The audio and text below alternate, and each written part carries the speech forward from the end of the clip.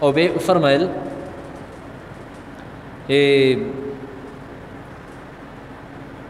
ابن ادم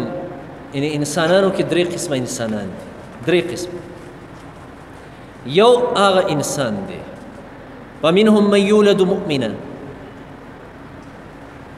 ويحيى مؤمنا ويموت مؤمنا یو هغه دی چې هغه پیدا مؤمن شي مسلمان شي جنم ټول په ایمان کې تیر کې او په اسلام کې تیر کې او مرګم ولا په اسلام او په ایمان کې راشي یو دا قسم ومنهم من يولد كافرا ويحيى كافرا ويموت كافرا دویم هغه خلک چې هغه پیدا شوی کافر دی کافر په کور کې پیدا شو دا هغه جنم د کافر دی او هغه چې مرګ راځي کفر کې راځي کافر مری هم او سب کې هغه دی ومنهم من يولد مؤمنا ويحيى مؤمنا ويموت كافرا هغه دی چې پیدا شوی مسلمان دی او جنم د مسلمانانو دی جنم د مسلمانانو او په آخره کې چې مرګ ولا راشي نو په کفر کې ولا راشي الله دې دې نه وساتي دا ډېره خطرناکه خبره ده چې یو سړی د مسلمان په کور کې پیدا شو ټول ژوند اسلام کې تیر کړ او په آخره کې د کافر مړ شو حدیث کې راغلی دی چې یو سړی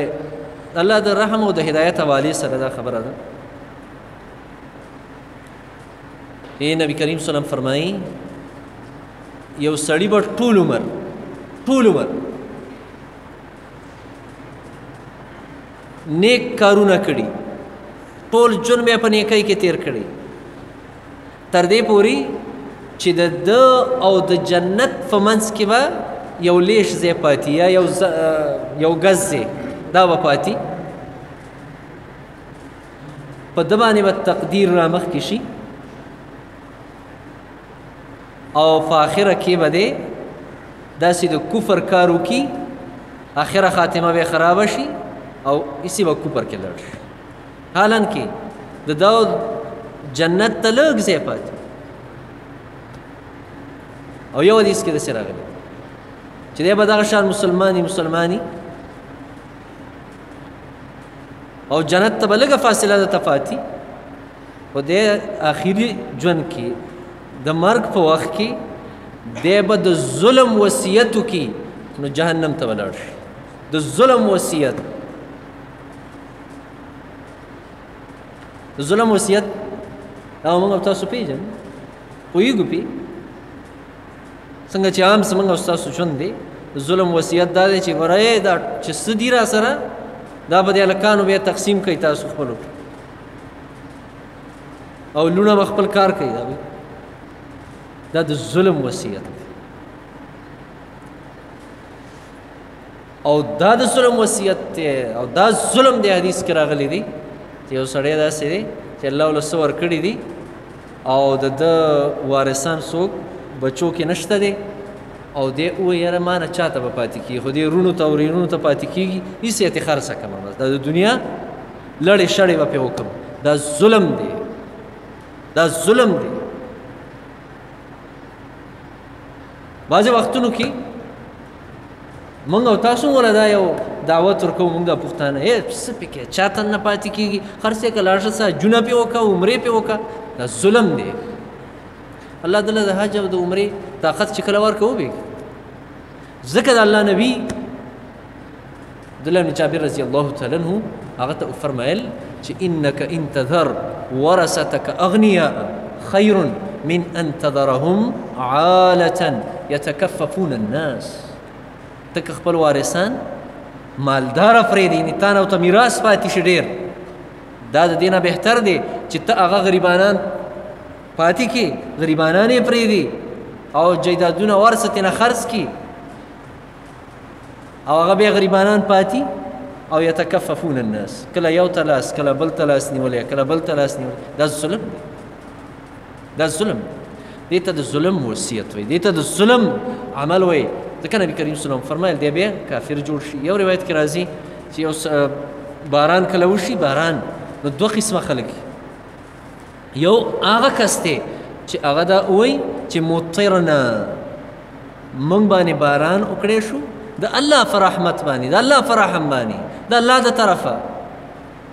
دی مؤمن دی نبی کریم صلی الله علیه وسلم فرمایي چې الله فرمایي فهو مؤمن بی دی په ما مؤمن دی او دی په شیطان باندې کافر دی یعنی شیطان نه انکار کړي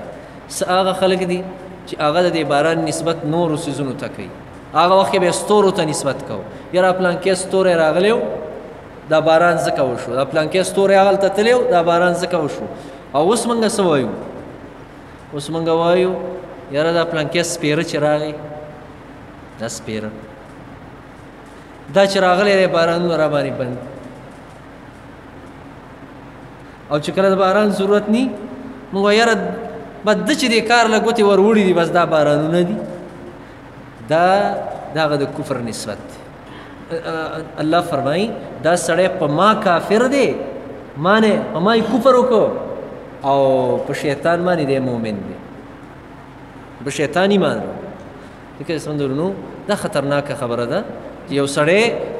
ژوندی شوی په اسلام کې دی ژوند یې په اسلام کې تېر کړ او آخره کې کفر کې ځي ځکه نبي کریم صلی الله علیه وسلم فرمایلی دي تاسو د الله نه د آخر عاقبت او د آخر خاتمه د صحیحوالي او د جوړوالي سوال د الله نه کوئ او دوام دا پای کې یو جمله داسې ده چې الله زما د ځوانۍ ژوند دا د خیر جوړ کړي او یا الله زما آخري عمر دا صالح جوړ کړي او دا د سعادت جوړ کړي دا دعا د الله نه کوه چې آخره کې سړی ونه خویږي آخره کې ونه خویږي او کفر طرف ته لاړ نشي د یوه وجې نه نبي کریم صلی الله علیه وسلم فرمایي کله چې یو څوک زنکدني نو تاسو هغه ته تلقین د لا اله الا الله کوئ تلقین څه ته وایي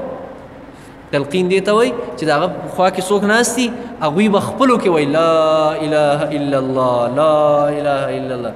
هغه ته به نه وایي چې ووایه شاباله کلمه ووایه لا اله ځکه هغه په دغه وخت کې نه پوهېږي کیدای شي هغه انکار وکړي چې نه ویل